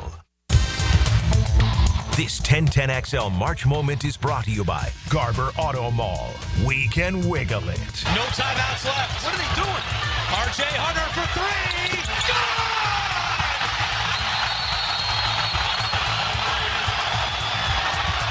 Ron Hunter has fallen off his stool for good reason. At Garber Auto Mall, we can wiggle it. The 2025 NFL season is right around the corner, and the Jags are building something special. Wow. A fresh team, a new culture, and a stadium that's going to change the game. Be there to witness head coach Liam Cohen and the rest of the coaching crew in action and secure your place in line for the stadium of the future with your 2025 season ticket membership. Visit Jaguars.com/tickets or call 904-633-2000. We can't wait to see you at the bank this fall. At the First Coast YMCA, you'll find much more than just a gym. We offer many ways to help you become more active, reach your weight loss goals, and find your inner strength. Membership at the Y includes state-of-the-art facilities, a huge variety of fitness classes, and programs for all ages. It's easy to join the Y since it's affordable for all incomes. The Y is a great place to make connections and experience something new. Visit the YMCA near you or online at fcymca.org. Okay, for this Cannons of Jacksonville commercial, we need an idea to really come out with a bang. Like having a guy shot out of a cannon. Nah, too messy. In fact, Cannons is known for all your towing needs. So like my car won't start. No. Towing products. Cannons does custom welding fabrication and installation of trailer hitches, goosenecks, tow bars, truck racks. So you might say Cannons is my best shot at finding that inventory in stock? Boom. You said it. Visit cannonsofjacks.com. The rumors and trades. That is the game within the game. The decisions and deadlines. Our work is not done now. The off-season overflows with surprising storylines. I'm all ears. Let AA Automotive and 1010XL guide you through the off-season. Frank Frangie here for Stanley Pools. If you're dreaming of putting in a pool this year, choosing the right company is the most important decision you'll make. I've trusted Stanley Pools to build my pool, renovate my pool, and maintain my pool. Stanley Pools has been the best in the business since 1988, and they're still family-owned. Call them today at 904-269-7277 or find them online at stanleypoolsfl.com. That's Stanley Pools, a family tradition of fine swimming pools. Your tax refund is here. Why not invest in your home? Superior Fence and Rail helps you build value with beautiful, durable fences that boost your home security, privacy, and curb appeal. With expert installation and financing options, turning your yard into an outdoor oasis is easier than ever. Reinvest in your home today with Superior Fence and Rail. When you're on the fence, about the fence, SuperiorFenceandRail.com. With so many competitive pest services in town, you might wonder why Kingfish Pest Control's business is booming while similar companies seem to be struggling. It all comes down to service, affordability, and effectiveness. Kingfish Pest Control is a local family-owned company who delivers on their promises to effectively control pests like ants, spiders, roaches, termites, mosquitoes, and more. Your home is their priority, so call today and discover why your neighbors and your buddy Hayes Car Lion trust Kingfish Pest Control, proud partner of the Jaguars. I'm with Greg from Cycles of Jacksonville, and there's so many cool products that are on the line at Cycles of Jacksonville. The showroom is Atlantic and Regency, and we're talking, Greg, you've got from any level of price point, the experienced rider to the inexperienced on-road, off-road. We've got it. We've got ATVs, we've got motorcycles, we've got scooters, we even have the new Honda boats. We've got something for everyone. Don't forget about the boat line from Honda. It's all right there, waiting for you. Atlantic and Regency or Cycles of Jacksonville's Facebook page. Pick it here for Bout 9 Associates, where you'll find Jacksonville's most esteemed eye doctors at each of their locations. After being selected for one of the most competitive ophthalmology fellowships in the world, Dr. Frank Bowden is frequently called upon for his expert opinion. He is currently one of the few cornea and external disease specialists in the area and the founder of Bout 9. Visit Bout 9 Associates today and experience the difference. Bout 9 Associates, keeping the First Coast focused. Instant Keys. You don't have to go to the dealer. Instant Keys comes to you. Call 904-722-1111. Instant Keys saves the day if you've lost or broken keys. They can program new keys and remotes for nearly every make and model of vehicle at a fraction of the dealership cost. Fast, honest, and reliable locksmith service. Call Instant Keys, 722-1111. Have you or someone you care about been arrested or had their driver's license taken away? I'm Susan Cohen, and I work with David Robbins at the law firm of Epstein & Robbins. We are experienced fighters for those charged with DUI and all criminal offenses. I've been named the best DUI attorney in the state and David has been named the best criminal defense lawyer in Jacksonville. In your battle with the justice system, there is only one thing you need to know. Dial David 24/7 at Epstein & Robbins, 354-5645. 1010XL is presented by Farah & Farah, exclusive injury law firm of the Jacksonville Jaguars. Protecting you and your family. Call 396-5555. Jacksonville. Hacker After Dark on 1010XL. We'll turn things back to the Jacksonville Jaguars coming up here in about 10 minutes or so. My buddy Jordan DeLugo, Generation Jaguar, joins us to recap the offseason to this point. Jordan's a big draft guy as well, so we'll certainly talk about that. Again, the draft 1 month from tonight. Real briefly, Orlando is putting the finishing touches in the NBA on a win over the Los Angeles Lakers tonight. In fact, Orlando is going to sweep L.A. They beat them early in the year on a Wagner 3, basically at the buzzer, and they're about to beat L.A. again. Wagner and Banchero have combined for 60-plus points. But I want to spend a moment on LeBron James. LeBron James is 40 years old. 40 years old. Coming off a groin injury, which he missed a lot of time. He just came back on Saturday. LeBron has played 37 minutes tonight for the Lakers. 24 points, 8 assists, and 7 rebounds for a 40-year-old LeBron James. That's incredible, man. I mean, you think of the greatest that have ever done it. Michael Jordan never even made it close to 40. You think about when Kobe hung it up, Dirk Nowitzki, Patrick Ewing, Tim Duncan, David Robinson, Larry Bird, the best of the last 30, 40 years of the NBA, the best they've had to offer. Where they were at the end of their career compared to where LeBron is at the end of his career, it's unbelievable. It's absolutely unbelievable. Now, look, Jordan was decent with the Wizards, but he was, a 16-point a game, 17-point a game? I mean, LeBron's putting up darn near triple-doubles every night for a team that's 13, 14 games above 500 and going to be a top 3 or 4 seed in the West. It's a bad loss for them tonight, but the reason I bring this up is LeBron at 40, could this be his last trip to Orlando? Who knows? Right? He says he's coming back next year. I guess we'll see. But at 40 years old for LeBron to be doing what he's doing, man, don't take it for granted. Enjoy every minute of it. You don't know when it's over because he is a freak of nature. There is absolutely no question about that. Back into the NFL, back into the Jaguars, a little free agency talk, a little draft talk. My buddy Jordan DeLugo, Generation Jaguar, joins me next on a Monday night here in Northeast Florida.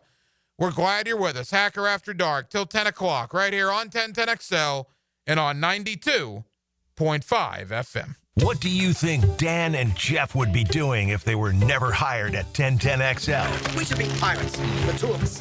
Swashbuckling. Dan Hicken and Jeff Prosser. Yeah, I'd be good at buckling swashes. Oh, ow! Mornings on 1010XL. Here's Linda Beaver. At Beaver Chevrolet, we believe your experience should be more than just buying a car. It should be a lifetime of confidence, care, and trust. That's why we're proud to offer lifetime warranties and lifetime customer service. At Beaver Chevrolet, we're not just here to sell you a car. We're here to establish a lifelong relationship that you can always count on. It's simple. You deserve the best and shouldn't settle for less. Visit Beaver Chevrolet in Jacksonville, where we're ready to give you a peace of mind for a lifetime. Hello, First Coast. I'm sure by now you have seen our bright green GFL trucks and containers throughout the greater Jacksonville area. We're an industry leader in solid waste and would love the opportunity to earn your business. We're committed to customer service, reliability, and have an unwavering focus on safety. Whether commercial or construction, let us haul your waste away. Call 904-760-5880 to get a quote today from GFL, Green for Life. Trying to figure pricing at most AC companies is like listening to an auctioneer. Who wants an AC tune-up? Do I hear $3.99? How about $2.99? No, let's drop it. $79? Do we have a deal? Going once, going twice? Sold! Not at Duck Duck Air Conditioning. We make it easy. We're offering a free AC inspection. No gimmicks, no fine print, just a completely free checkup from our highly trained techs to make sure your AC is ready for summer. Call 904-862-6769 now to schedule. Duck Duck Air Conditioning, because free is better than bidding. Any required repairs are not included in the inspection. David Lane here, and once again, I'm happy to share news of my success with back and knee surgeries at Southeast Orthopedic Specialists. Whatever it is that's bothering you, take it from me. Simply set an appointment today at Southeast Orthopedic Specialists and let them help you get back to normal life. I'm certainly glad I did. Relieve pain and get back to life. Southeast Orthopedic Specialists. Grinding out good grades can be just as challenging as winning games. That's why 1010XL salutes the Scholar Athlete of the Week. Brought to you by Southeast Orthopedic Specialists and the Plumbers and Pipe Fitters Local Union 234. Wednesdays on The Frangie Show. Need a fast casual option that's healthy, fresh, and delicious? Choose the Great Greek Mediterranean Grill. Gyros, salads, hummus, and more made completely fresh right as you order. Off 210 and St. John's Parkway. The Great Greek Mediterranean Grill. Ah, summer in Jacksonville. Sun's out, flip-flops on, and whoa! Well, there goes Uncle Bob into the pool again. Protect your pool deck with Don't Slip Deck Coatings of Jacksonville. Their multi-layered slip-resistant coatings keep you on your feet, not on your backside. Durable, stylish, and way cheaper than an ER visit. Don't Slip Deck Coatings even has indoor options so your kitchen floor isn't a skating rink. Call 904-466-1839 for a free quote and follow Don't Slip Jacks on Facebook and Instagram. Hey folks, Hicken here for Zero Res. You're going to want to beat the spring cleaning rush and call our cleaning heroes at Zero Res. This month, get one room Zero Resified starting at $53. Hey, and take $100 off your air duct cleaning. Don't forget about your air ducts. Your air ducts sort of like the lungs of your home. If they're dirty, your indoor air quality suffers. Visit ZeroResJacksonville.com. Tell them Dan or 1010XL sent you. Spell it forwards or backwards. Zero Res. It's the right way to clean. Zero Res. ET here, and if you've ever been injured in an accident, visit my buddy Dr. McGowan at McGowan Spinal Rehabilitation Center. You have 14 days to see a doctor and protect your insurance benefits, even if you're at fault. And no matter what you hear, you have the right to choose your own doctor. So I recommend McGowan Spinal Rehabilitation. Their auto experts will guide you in every step of the way to ensure the care that you need. Your recovery starts with McGowan Spinal Rehabilitation. When you're experiencing sudden, unexpected dental pain, the last thing you want to hear is that your dentist can't see you until next week. That's why I'm so glad I found Harbor Dental Care. Whenever I call, they always find a way to see me within 24 hours, and they can usually fix whatever's wrong the same day. Plus, they have locations throughout Jacksonville, so no matter what side of town I'm on, I can always count on the same great care. If you want to find a dentist who believes in treating people right, learn more at harbordental.care. That's HARBOUR dental.care. It's March Madness, and your office needs a champion. Advanced Business Solutions teams up with Xerox to bring you copiers that never miss a shot. Fast, reliable, and ready to handle the pressure. Make the winning play for your business. Hire the champions at Advanced Business Solutions, where your business goes for the win. Locally and veteran-owned. Print documents and IT management. Advanced Business Solutions. What does the logo on the Pittsburgh Steelers helmet signify? The answer next. When you file a claim with Southern Oak Insurance, we schedule one of our trusted vendors to work directly with you, which means a faster claim resolution. Find out more at southernoak.com. Our family protecting yours. Southern Oak Insurance. The logo on the Steelers helmet represents the steel industry. It's the only NFL team with the logo on just one side. Southern Oak Insurance. Our family protecting yours. For the greenest, lushest lawn on the block, choose the local legends, Roundtree Sod. Don't just settle for ordinary. Let Roundtree Sod deliver you a picture-perfect lawn. To get a free estimate, call 7414-SOD. 7414-SOD. 1010XL is presented by Farah & Farah, exclusive injury law firm of the Jacksonville Jaguars. Protecting you and your family. Call 396-5555. Jacksonville. Now the cool down with Donovan Air, Electric and Plumbing, keeping Jack's cool since '87. Back here on 1010XL at 92.5 FM in the city of Jacksonville. We are glad you are with us. Boy, what an off season so far for the Jacksonville Jaguars. The most added outside free agents of any team in the NFL.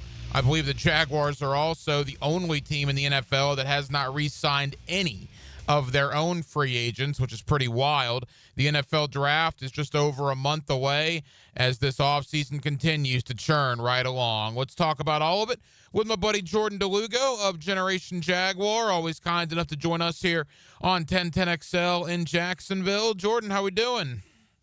Doing fantastic. A little tired. We just had a big move this weekend with the family, but we're doing good. Excited to get ready for the draft here. You know, it's exactly a month away today, so fired up for it. Yeah, I know it's your time of year. You love the draft, and you and I haven't spoke on air since free agency began. So, Jordan, let's start there.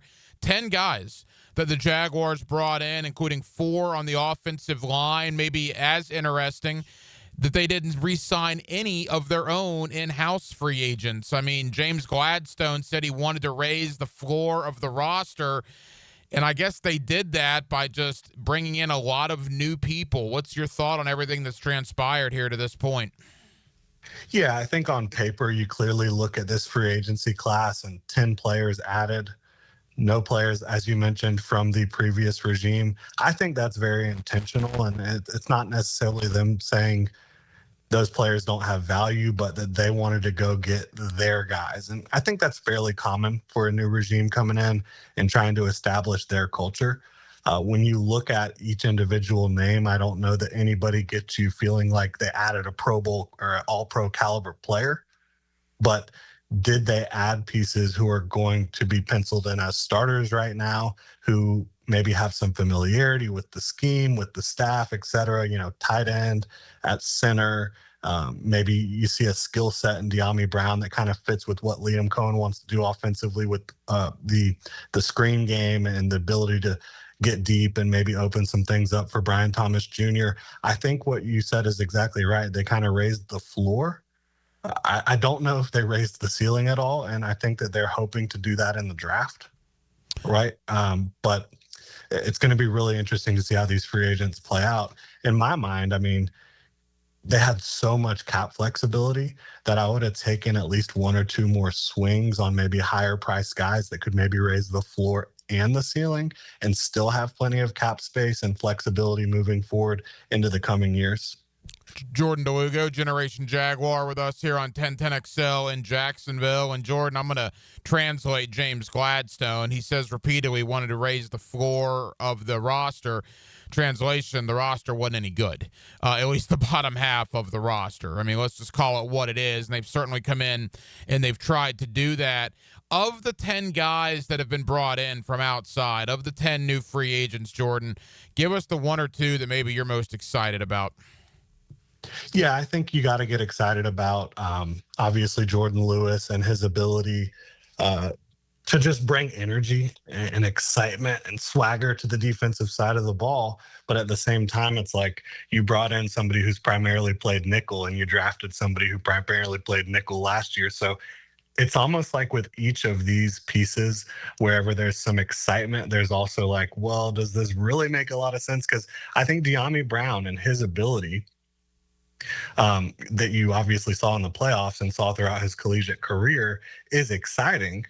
But if he plays the way you're hoping, he's probably only here for a year because he signed a 1-year contract. Patrick McCary, you love the versatility that he brings. The position you're probably slotting him in to start is the position he has the least experience at, right? So each of these moves, you know, you can say, yeah, I really like that player, but then there's also some question marks about the fit maybe potentially or the longevity, right? So it's going to be fascinating to see how it plays out. How does the corner position work itself out? Let's begin there. Jordan Lewis coming in as a nickel, we assume. Jarian Jones potentially to the outside. Obviously, Tyson Campbell is the main guy in that room. How do you see it playing out for Jarian Jones, and do you feel they need to add at least another corner or so? I definitely think they do. The question is where, right?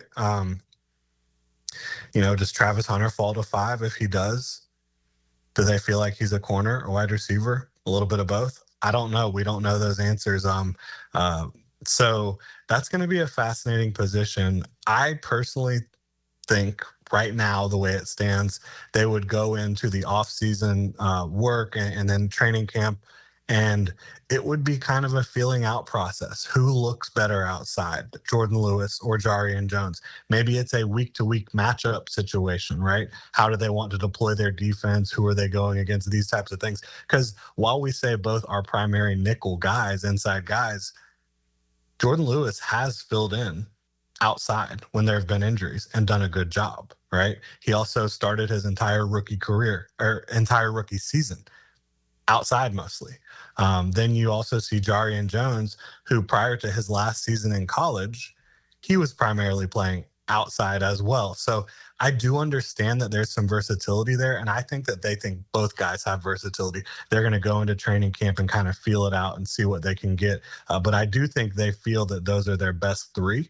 And again, I would not be surprised if they go add a corner in the draft, probably for the future to raise the ceiling, so to speak, right, in James Gladstone terms.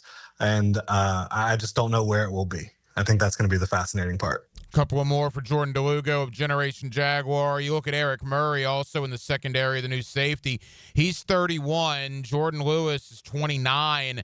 Knowing the Jaguars have 21 draft picks over the next 2 drafts, Jordan, it looks like Murray and Lewis are probably placeholders, right? You expect to get a year, maybe 2 out of them, and then they'll hand over the reins to whoever they draft in the coming years. I think you can say that about just about every free agent they signed, right? So yeah, I think that safety is going to be a big one this year. The one thing you can say about safety and corner to an extent, these are positions that you can find guys in free agency. And because of the way the Jaguars did operate in free agency this year, they could very easily sign somebody next year as well at one of these positions. If maybe the draft doesn't work out the way they want to, they can even do it following the draft. If they're not able to add guys that they want at certain spots, they can go back into the veteran free agent market, which will still have players that can come in and play for you and address those. But yeah, I think that they would probably like to get a starting safety and starting corner for the future in this draft. And I think that there's some quality options, beyond just the first or second round for them to potentially do that. They've shown that they can find, James Gladstone and his Rams have shown that they can find some depth guys or deeper in the draft that can start. Darius Williams was one of those guys. More recently at safety last year, Cam Kitchens comes in from Miami, didn't test very well, up and down play at Miami. Has a very productive rookie year for them at safety. So I think that they probably will potentially prioritize the trenches, maybe receiver early on in the draft, and then maybe work towards that secondary. Because again, I think they feel like they have guys that they can go out there and start right now. It's not very often, Jordan, that you add 4 guys to one position in free agency. But that's exactly what the Jaguars did on the offensive line, bringing in 4 new players, all 4 of which, in my opinion, are likely to make the final 53-man roster. Again, I think Hainsey and Macari probably start. I would think that Idogba is going to make the team, and I don't know why you would sign Fred Johnson if you did not expect him to make the team. He started 6 games last year for the eventual world champions there in Philadelphia.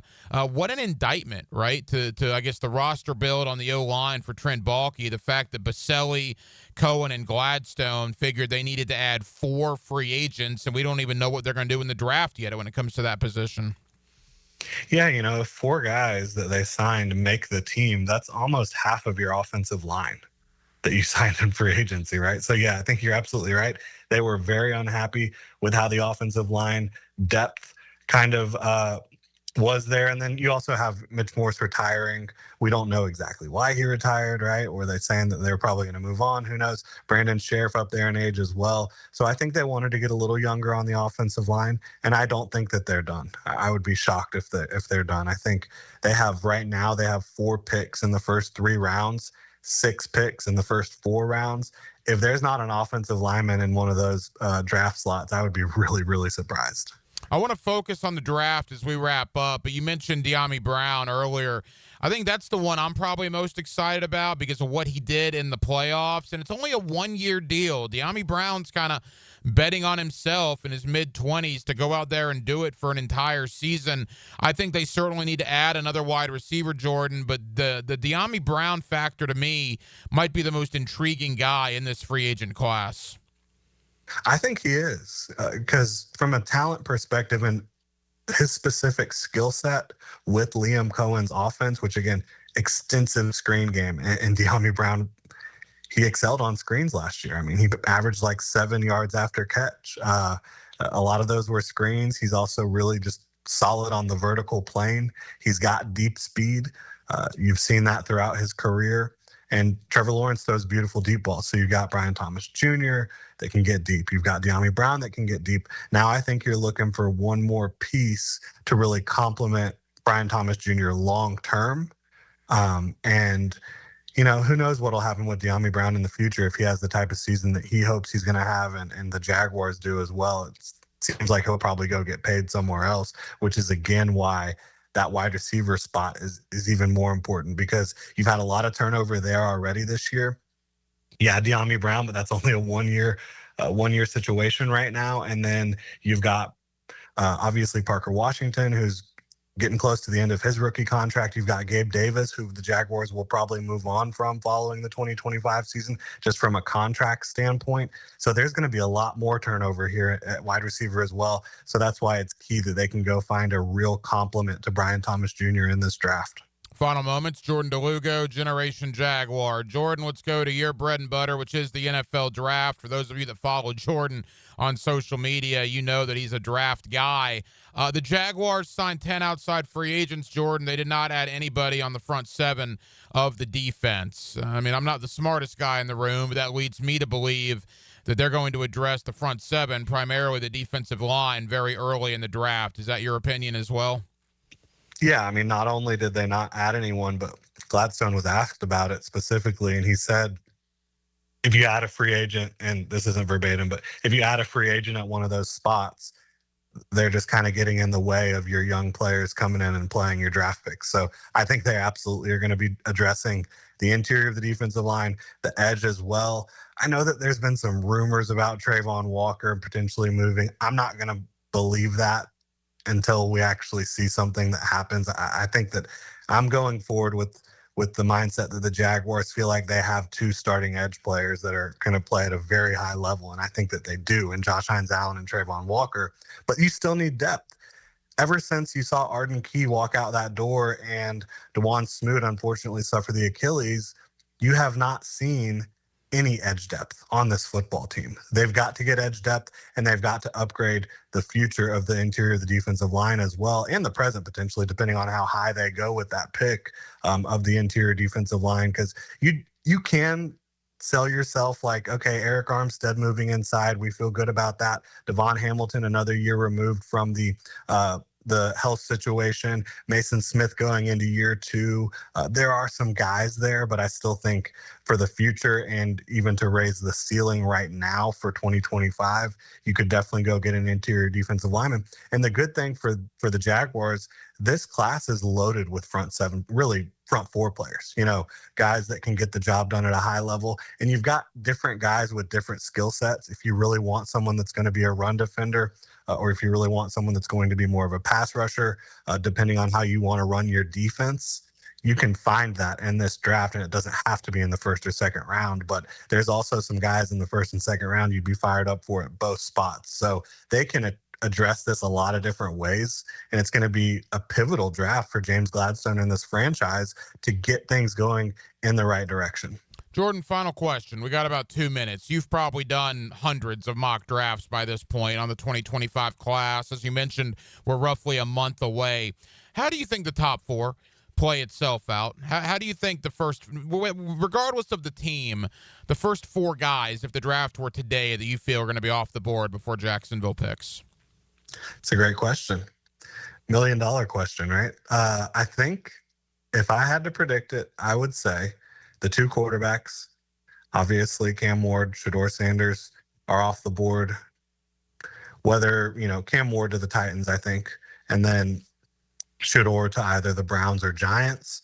And then I would say Abdul Carter and Travis Hunter. Those are the two most likely non-quarterbacks to be taken, in my opinion.